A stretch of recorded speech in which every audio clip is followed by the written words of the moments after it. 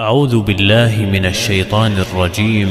بسم الله الرحمن الرحيم. تبارك الذي بيده الملك وهو على كل شيء قدير، الذي خلق الموت والحياة ليبلوكم أيكم أحسن عملا، وهو العزيز الغفور، الذي خلق 7 سماوات طباقا، ما ترى في خلق الرحمن من تفاوت، فارجع البصر هل ترى من فطور، ثم ارجع البصر كرتين ينقلب إليك البصر خاسئا وهو حسير، ولقد زينا السماء الدنيا بمصابيح وجعلناها رجوما للشياطين، وأعتدنا لهم عذاب السعير، وللذين كفروا بربهم عذاب جهنم وبئس المصير، إذا ألقوا فيها سمعوا لها شهيقا وهي تفور، تكاد تميز من الغيظ،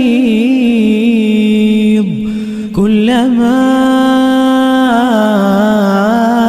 ألقي فيها فوج سألهم خزنتها ألم يأتكم نذير، قالوا بلى قد جاءنا نذير فكذبنا وقلنا ما نزل الله من شيء إن أنتم إلا في ضلال كبير، وقالوا لو كنا نسمع أو نعقل ما كنا في أصحاب السعير، فاعترفوا بذنبهم فسحقا لأصحاب السعير، إن الذين يخشون ربهم بالغيب لهم مغفرة وأجر كبير، وأسروا قولكم أو اجهروا به إنه عليم بذات الصدور، ألا يعلم من خلق وهو اللطيف الخبير، هو الذي جعل لكم الأرض ذلولا فامشوا في مناكبها وكلوا من رزقه وإليه النشور، أأمنتم من في السماء أن يخسف بكم الأرض فإذا هي تمور، أم أمنتم من في السماء أن يرسل عليكم حاصبا فستعلمون كيف نذير، ولقد كذب الذين من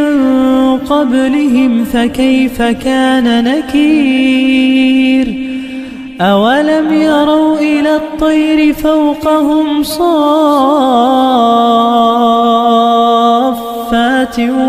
ويقبضن ما يمسكهن إلا الرحمن إنه بكل شيء بصير، أمن هذا الذي هو جند لكم ينصركم من دون الرحمن إن الكافرون إلا في غرور أمن هذا الذي يرزقكم إن أمسك رزقه بل لجوا في عتو ونفور أفمن يمشي مكبا على وجهه أهدى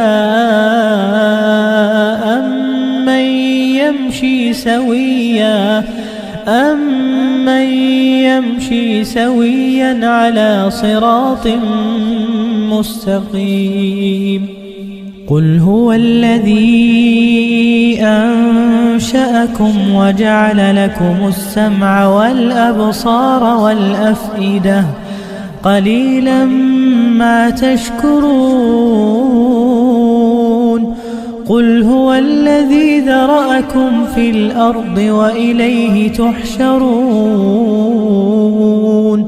ويقولون متى هذا الوعد إن كنتم صادقين قل إنما العلم عند الله وإنما أنا نذير مبين فلما رأوه زلفة سيئت وجوه الذين كفروا وقيل هذا الذي كنتم به تدعون قل أرأيتم إن أهلكني الله ومن معي أو رحمنا فمن يجير الكافرين من عذاب أليم قل هو الرحمن آمنا به وعليه توكلنا فستعلمون من هو في ضلال مبين قل أرأيتم إن أصبح ماؤكم غورا فمن يأتيكم بماء